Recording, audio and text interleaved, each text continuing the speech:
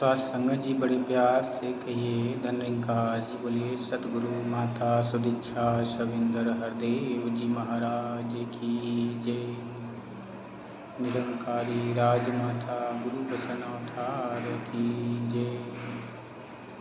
सत्संगत जी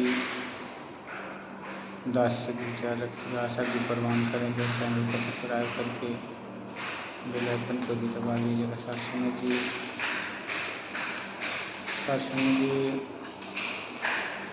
परमात्मा को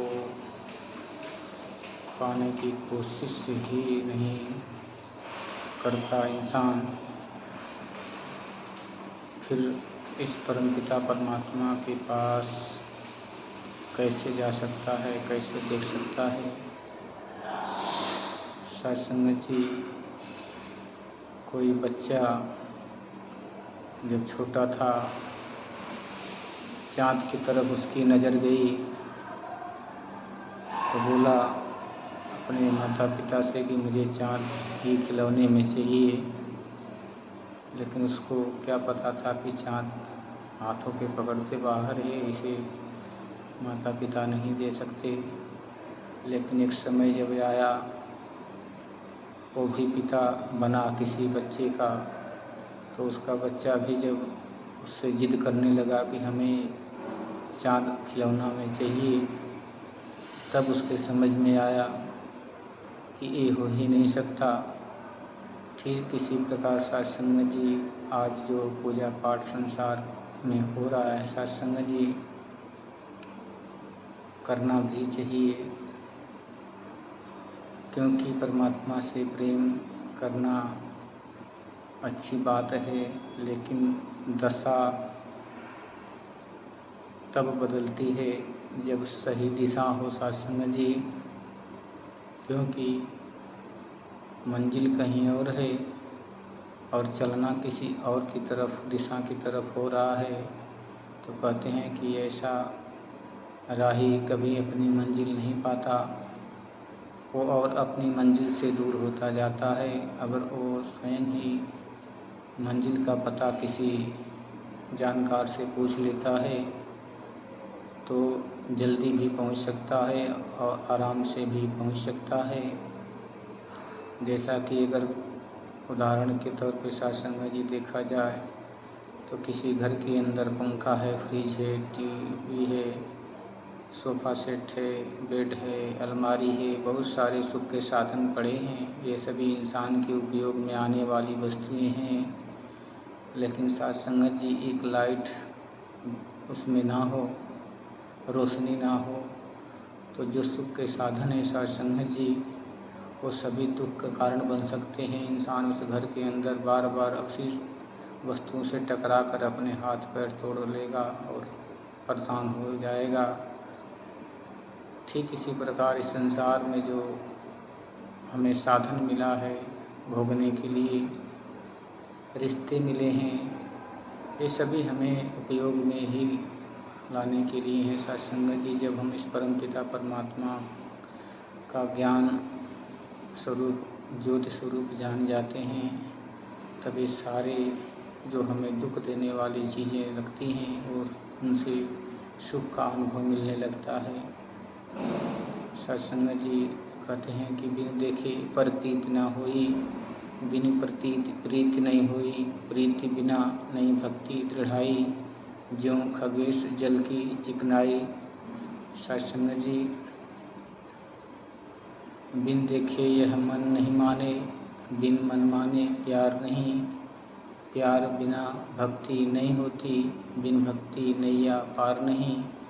गुरु मनावे गुरु दिखावे, गुरु ही प्यार सिखाता है, बिन गुरु भक्ति मूल ना होवे, जो करता पछताता है। सत्संग जी स्वयं की विवेक से अगर कोई हम पूजा पाठ करते हैं तो वो ठीक उसी प्रकार होता है। सत्संग जी जैसे कोई बच्चा बचपन में कच्चा मिट्टी को पानी में गीला करके उससे घर बना के आनंदित होता है, ठीक इसी प्रकार इंसान भी अपनी मर्जी से पूजा पाठ करके ऐसे ही आनंदित होता है। लेकिन उसे पता नहीं कि जो मैं कर रहा हूँ ये सत्य नहीं है। जो सत्य है, सत्संग जी कहते हैं कि जिसने सूरज चाँद बनाया, जिसने फूलों को महकाया, जिसने चिड़ियों को चहकाया, जिसने सारा जगत बनाया, हम उस ईश्वर के गुण गाएँ, इसी प्रेम से शीश झुकाएँ। सत्संग जी, जब इस परम पिता परमात्मा का ऐसे ईश्वर का ज्ञान जब मिल जाता है, तब ये समझ में आता है कि इस कायनात को, इस ब्रह्मांड को, इस सारी वस्तुओं को कौन चलाता है, कौन बनाता है, कौन इससे संचालन कर रहा है। ऐसे भी कहने में आता है कि संसार को 3 देवों ने मिल सृष्टि सकल बनाई है। ब्रह्मा विष्णु शिव हैं तीनों, जिनके हाथ खुदाई है। एक बनाता है सृष्टि को, दूजा देता खाने को, तीजा कर्म का लेखा करता मृत्यु लोक पहुँचाने को। सच पूछो तो सारी सृष्टि हुक्म एक के पलती है, जैसे जैसे आज्ञा करता वैसे वैसे चलती है। स्वयं ही देखे भाले इसके, स्वयं ही इसका। सत्संग जी अंतिम लाइन दास को भूल रही है। कहते हैं कि ही परमात्मा ही एक है निराकार, जो सारे देवी देवताओं को, सारे ग्रहों को संभाले रखा है। अगर ये अपना जो सपोर्ट है, अपना कृपा है, जो भी कर लें, अगर वो हटा ले तो क्षणिक मात्र में ही नष्ट हो सकता है पूरा ब्रह्मांड। सत्संग जी, इंसान का जन्म जो हुआ है बड़े भाग से हुआ है कि बड़े भाग मानुष तन पावा।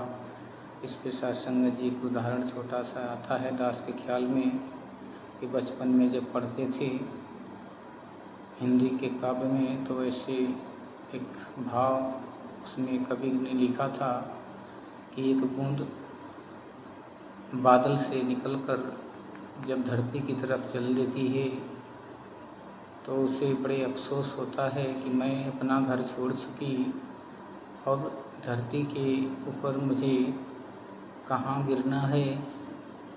अग्नि में गिरना है, जल में गिरना है, कांटों में गिरना है, धूल में गिरना है।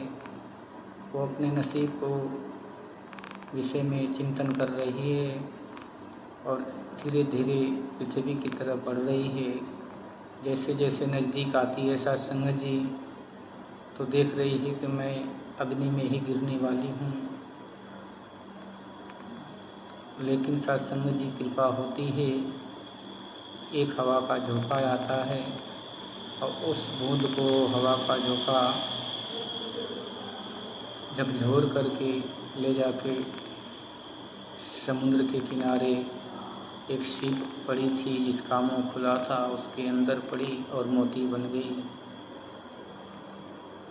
ठीक इसी प्रकार सत्संग जी की जीवात्मा जब परमपिता परमात्मा से विछड़ी तो इस 84 लाख योनियों में कई बार कीड़े मकोड़े, घोड़े गधा, हाथी, सूअर, कुत्ता, बिल्ली, तमाम ऐसे जीवों में सफ़र करते हुए, कष्ट को भोगते हुए, रोते चिलकते चिल्लाते हुए आज इस मुकाम पर पहुँची परमात्मा की कृपा से कि बड़े भाग्य मानुष तन पावा। अभी भी भाग्यदास नहीं सोचता है कि भाग्य है, क्योंकि जब तक ये ब्रह्म ज्ञान द्वारा इस परमपिता परमात्मा की लगता नहीं होती सत्संग जी, तब तक ये जीवन भाग्य नहीं माना जाएगा। कहते हैं कि अगर हम खाने के लिए, घर बनाने के लिए, केवल पालन करने के लिए ही अगर सीमित है मानव जीवन समझते हैं, तो सत्संग जी ये सब तो सब जीवों में होता आया है। 84 लाख योनियों में कीड़े मकोड़े सभी जितने हैं 84 लाख सृष्टि में, सभी अपने बच्चों का पालन कर लेते हैं। कहते हैं कि निद्रा भोजन भोग भय ये सब पुरुष समान, ज्ञान अधिक एक नर में, ज्ञान बिना पशु जान। सत्संग जी, अगर हमें ये ज्ञान ही नहीं हुआ परमात्मा का, तो फिर हमें ये मानव जीवन पाने का कोई फ़ायदा नहीं है। कहे हीरा जन्म ये जो तुझको मिला है, ये लुटाने के काबिल नहीं है। तेरा हर श्वास अनमोल मोती जो गंवाने के काबिल नहीं है। सत्संग जी, संत महात्मा ऐसे गीत गाते हैं कि जो हीरा जन्म मिला है अनमोल है, बार बार नहीं मिलता। कहते हैं कि मानव जन्म है अंत की सीढ़ी फिसल गई तो बारी गई, कहे अवतार समझ ली मूरख तेरी कमाई सारी गई। अगर ये चूक गया सत्संग जी तो फिर उसी 84 लाख योनियाँ इंतज़ार कर रही हैं। आपको निर्णय करना है कि आपको परमपिता परमात्मा की स्वरूप में मिलना है या फिर उसी की पतंगों में जन्म लेके इस जीव को ऐसे ही परेशान करना है, दुख भोगना है। सत्संग जी आपके ऊपर डिपेंड करता है। सभी अपने अपने कर्म करने के लिए स्वेच्छा से फ्री हैं, किसी को कोई दबाव नहीं होता। हमें अपना कर्म खुद ही लिखना पड़ता है। सादा कागज़ के समान ये जीवन है। चाहे हम अपने इस कर्म की लेखनी से चाहें तो इसमें दुख लिख दें या मोक्ष लिख दें या सुख लिख दें, सत्संग जी हमारे ऊपर डिपेंड करता है। सत्संग जी दास अपनी वाणी को ही विराम देते हुए फिर से आग्रह करेगा, निवेदन प्रार्थना करेगा कि जो लोग अभी भी इधर उधर भटक रहे हैं पूजा पाठ में, तो ये समझ लें कि जो रामायण कह रही है कि बिन देखे प्रतीत न हुई, कि बिना परमात्मा को जाने पीने प्रेम नहीं होता, बिना प्रेम के भक्ति नहीं, प्यार नहीं, और बिना भक्ति के पार नहीं होता सत्संग जी। तो इस रहस्य को समझ लें समय के रहते हुए। नहीं तो कहते हैं कि पढ़े लिखे क्या होते है, जो हरि से हुई न भेंट, अब पछताए होत काजे चिड़िया चुग गई थे। सत्संग जी चैनल को सब्सक्राइब करके बेल आइकन को दबा लीजिएगा। सत्संग जी क्षमा याचक है दास आप जी के चरणों में, प्यार से कहिए धन्यवाद जी।